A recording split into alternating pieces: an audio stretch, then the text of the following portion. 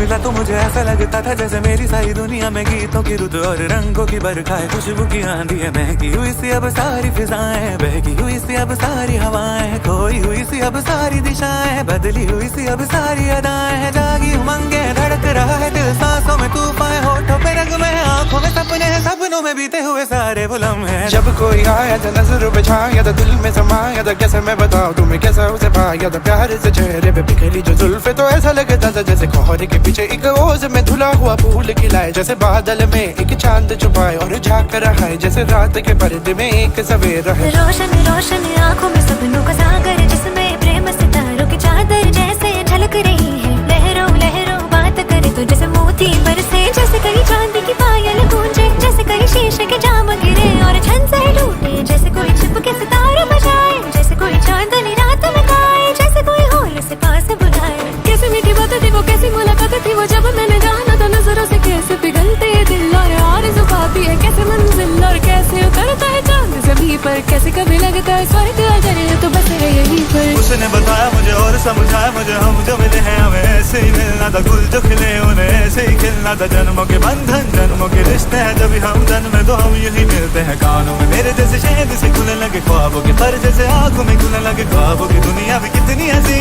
और कैसी रंगी थी, ख्वाबों की दुनिया जो कहने की थी पर कहीं भी नहीं थी। ख्वाब जो टूटे मेरे आँख जो खुली मेरी होश जो आया, मुझे मैंने देखा मैंने जाना वो जो कभी आया था, नजरों पे छाया था दिल में समाया था, जा भी चुका